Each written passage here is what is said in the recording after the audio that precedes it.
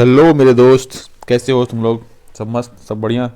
चलो, आज का सेशन स्टार्ट करने से पहले मैं एक बात फिर से बताऊंगा कि किसी का भी मदद आप फ्री में ना ले। कोई यदि आपको ज़बरदस्ती मदद करता है फ्री में तो कभी ना ले, क्योंकि वो अपने किसी न किसी मकसद से, किसी न किसी अपने जाल में फंसाने के लिए, किसी न किसी अपने काम को निकालने के लिए आपकी मदद कर रहा हो। तो आप पहले स्पष्ट कर लें कि भाई आप जो मेरे मदद कर रहे हो वो किस लिए कर रहे हो, और यदि कोई ऐसी मकसद है आपकी तो आप अभी ही बता दें। और नहीं है आपकी ऐसी कोई मकसद तो आप अपनी इस मदद के बदले में हमसे, आपको बदले में कुछ लेना पड़ेगा, और वहाँ हिसाब को बराबर कर लीजिए, उसके बाद ही आप उसकी मदद लीजिए।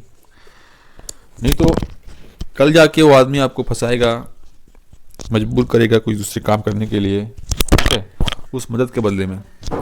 इसीलिए मैं आपको स्टार्ट करने से पहले एक शिक्षा, एक ज्ञान देना चाह रहा था, मैंने दे दिया। बाकी आपकी इच्छा है, आपकी मर्जी है। मैंने अपना एक्सपीरियंस शेयर करा है, अपने जीवन का एक्सपीरियंस शेयर करा है। देखते हैं एक अच्छी सी क्वेश्चन से रीजनिंग का जो अक्सर पूछी जाती है हर एक एग्जामिनेशन में आजकल, वेन डायग्राम का क्वेश्चन आने लगा है। कहता है कि निम्नलिखित में से कौन सा आरेख जो है वो बाघ, हाथी, पशु के मध्य संबंध को निरूपित करता है। मतलब उसके जो रिलेशंस है, इस तीनों वर्ड्स में जो रिलेशंस है उसको डायग्राम के माध्यम से कौन सा जो डायग्राम है वो सही बताता है। तो यहाँ पे देखो, इस तरह के क्वेश्चंस में लोग बच्चे गलत कर देते हैं और बच्चे बना नहीं पाते हैं, समझ नहीं पाते हैं। कोई बड़ी बात है नहीं। सबसे पहली बात देखो, यहाँ पे बाघ, हाथी, पशु। पशु एक अलग वर्ड है, अलग है। पशु के अंडर में ये दोनों आते हैं। बाघ और हाथी क्या है? दोनों पशु है। जो भी डायग्राम होगा उस दोनों के अंडर में दोनों होना चाहिए। तो ऐसा एक ही दिख रहा है, ऑप्शन नंबर बी। सी भी दिख रहा है, ठीक है, सी भी वैसे ही दिख रहा है कि दोनों के अंडर में एक है पशु। ये पशु का घेरा है। पशु के अंडर में बहुत सारे हो सकते हैं, बाघ है, गाय है, हाथी है, बंदर है, सब पशु हैं, ठीक है। तो इस तरह से डायग्राम रहे तो ये फॉलो करेगा। उस दूसरी बात है कि दो आपके हो गए पशु, बाघ और हाथी। तो बाघ एक अलग प्रजाति की है, हाथी एक अलग प्रजाति की है। दोनों में कोई कॉमन चीज़ें नहीं है। यहाँ पे देखो बता दिया है कि ये आदि दोनों को एक दूसरे को क्रॉस कर रहा है। मतलब क्या है कि कुछ बाघ जो है वो हाथी भी हो सकते हैं क्या। यहाँ पे ये कॉमन सेक्शन बताएगा कि ये दोनों का कुछ कॉमन है। मतलब कुछ बाघ जो है वो हाथी भी हैं, और इतने ऐसे लोग हैं जो दोनों चीज़ हैं, ये भी हैं और ये भी हैं। लेकिन बाघ और हाथी में ऐसा कुछ है नहीं कि यहाँ कॉमन आएगा। इस घेरे में नहीं आना चाहिए। दोनों को सेपरेट रहना चाहिए। ये बाघ अलग है, ये हाथी अलग है। तो वैसा हमारा डायग्राम बी में दिख रहा है कि दोनों सेपरेट सेपरेट है। एक घेरा ये हो गई जो पशु का घेरा हो गया, दूसरा ये बाघ का घेरा हो गया। पशु के अंडर में बाघ आते हैं और पशु के अंडर में ही हाथी आते हैं। दोनों पशु के घेरे के अंदर में हैं और दोनों अलग अलग हैं। मतलब दोनों में कोई कॉमन चीज़ें नहीं है। वही बात सही है, बाघ और हाथी में कोई कॉमन चीज़ें कॉमन नहीं है। मतलब ये कि कोई ऐसा बाघ जो हाथी हो सकता है, ऐसा नहीं है, ऐसा नहीं हो सकता है। तो डायग्राम में भी वैसा दिखाना चाहिए कि ऐसा नहीं है, ऐसा नहीं है, ठीक है। बाकी डायग्राम के बारे में आप देखोगे तो देखो, यहाँ बताया गया है कि ये ठीक है, इसको यदि हम फॉलो करते हैं तो यहाँ देखो ये हो गया पशु, पशु घेरा। उसके अंडर किसी का भी घेरा मान लोगे, यदि बाघ हाथी का, तो बाघ के अंडर में फिर जाना पड़ेगा दूसरे को, या हाथी के अंडर में जाना पड़ेगा ऐसा तो है नहीं।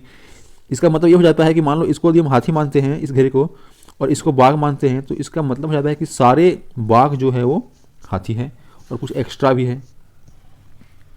तो इस तरह से यहाँ भी ये डायग्राम अलग हो जाता है कि कुछ मान लो यहाँ पे पशु, ऐसा कुछ हो सकता नहीं है कि पशु के अंडर में, और इसको मान लो हाथी मानेंगे तो जो है वो हाथियाँ कुछ जो है वो बाहर हो जाएंगी पशु के घेरे से। तो ऐसा है नहीं, पशु के घेरे के अंदर होना चाहिए दोनों को, क्योंकि दोनों बाघ हो या हाथी, दोनों पशु है।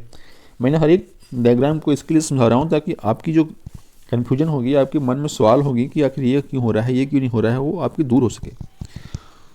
तो इस प्रकार से इस क्वेश्चन को पूरी अच्छे से मैंने समझा दिया है। बाकी मैं नेक्स्ट क्वेश्चन की ओर चलूंगा इसके बाद। फिर से बोलेंगे दोस्त, किसी का भी मदद फ्री में नहीं लेना। यदि कोई मदद कर रहा हो तो उसे बदले में कुछ ना कुछ दे देना और उसे रफा दफा कर लेना। और नहीं तो सावधान रहना कि यदि किसी ने यदि हमारी मदद कर रहा है तो आखिर वो हमसे क्या लेगा, क्या लेना चाहता है।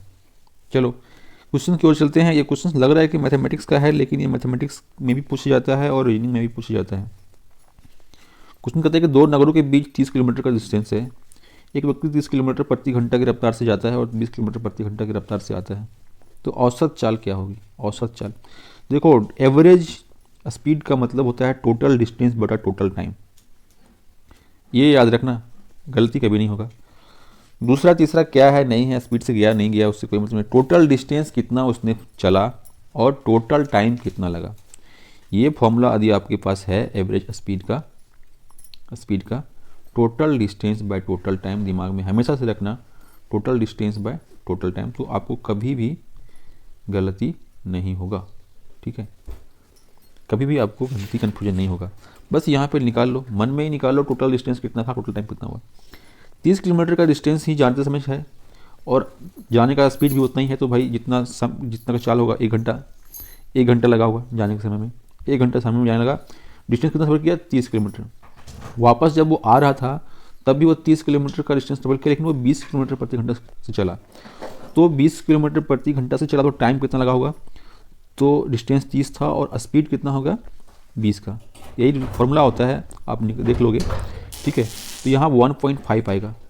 जाते समय 1 घंटा समय लगा, आते समय 1.5 घंटा का समय लगा, टोटल समय हो गया 2.5 घंटा का, डिस्टेंस हो गया 60 किलोमीटर का। बस total distance by total time कर लो, टोटल 60 हो गया डिस्टेंस, टाइम टोटल कितना हो गया 2.5। इसको सॉल्व कर लो, 250 ये ऊपर जीरो रहेगा, 25 दूना 50, 10 बचेगा 100, 25 चौके 100, 24 किलोमीटर प्रति घंटा। तो इसका ऑप्शन हो जाएगा यहाँ पे देखो 24 किलोमीटर प्रति घंटा ऑप्शन में दिया हुआ, ऑप्शन नंबर बी। तो 24 किलोमीटर प्रति घंटा इसका एवरेज स्पीड मतलब औसत चाल हो गई। तो इस प्रकार से आंसर नंबर बी टिक लगाओगे आप लोग। ठीक है, फिर से बोलेंगे, बार बार बोलेंगे, किसी का भी मदद फोकट में नहीं लेना। इसके बाद नेक्स्ट क्वेश्चन देखेंगे हम लोग।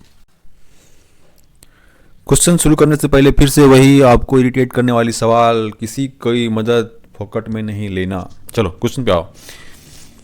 एक महिला की ओर इशारा करते हुए एक पुरुष कहता है कि वह मेरे दादा की इकलौते पोते की पत्नी की पुत्री है, तो वह तस्वीर किसकी है।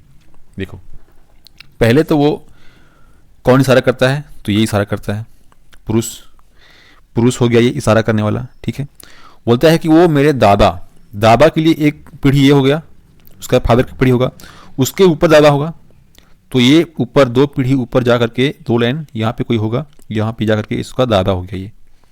अब कहता है दादा के इकलौते पोते, अब इसका दादा खुद ये है के बारे में बात कर रहा है, और फिर यही बोल रहा है कि वो पोता जो है वो इकलौता पोता है। तो जब उसका पोता इकलौता है और खुद बता रहा है कि वो मेरे दादा है, दादा के बारे में बात कर रहा है, तो वो आदमी तो खुद हो गया ना, ये तो आदमी पुरुष जो है वो खुद हो गया, अपने बारे में बात कर रहा है। तो मेरे दादा के इकलौते पोते मतलब मेरे दादा के इकलौते पोते, वो खुद हो गया, मतलब अपने बारे में बता रहा है कि वो इकलौते पोते, मतलब वो खुद के बारे में बता रहा है। पोते की पत्नी, अब ये पुरुष की ही पत्नी हो जाएगी, ये पत्नी, ये कोई पत्नी होगी उसकी फीमेल, पत्नी की पुत्री है। अब ये हो गई, उसके नीचे एक पढ़ जाएगा पुत्री के लिए, ये जो है वो पुत्री है। अब पूछता है कि वो तस्वीर किसकी है, ये खुद किसकी है, तो उस पुरुष के बारे में बात कर रहे हैं। पुरुष की पुत्री की है, यस मेरे को लग रहा है पुरुष की पुत्री की है। बाकी महिला की बहन की, कौन सी महिला की बहन, महिला की तस्वीर, इस महिला की ही तस्वीर को इशारा कर रहा है, तो फिर ये महिला की बहन के ऑप्शन में कैसे हो सकता है ना, गलत होगी। पुरुष की बहन हो सकती है, नहीं पुरुष की बहन होती तो इसी लाइन में होना चाहिए था उसको। पुरुष की भतीजी हो सकती है, भतीजी होने के लिए, पुरुष की भतीजी होने के लिए उसकी बहन भाई कोई होना चाहिए, बहन या भाई के बेटे बेटी कोई ना भतीजी बोलते हैं। तो इसने खुद बोला है कि इकलौता पोता, दादा और फिर इकलौता पोता मतलब खुद। तो इस तरह से पहला नंबर ही इसका आंसर हो जाएगा। रिपीट करके देख, आप चाहोगे तो रिपीट करके आप वीडियो देखना, मैं रिपीट करके बोलूँगा तो वीडियो बड़ा हो जाएगा, इसीलिए आप रिपीट करके वीडियो को ही देख लेना, समझ में आ जाएगा। चलो दोस्त, चलते हैं आज के सेशन के बाद, अगली बार में फिर मिलेंगे। यदि हमारी वीडियो अच्छी लगती है तो हमारे चैनल को सब्सक्राइब कर लेना, वीडियो को लाइक कर देना। Thank you so much, bye.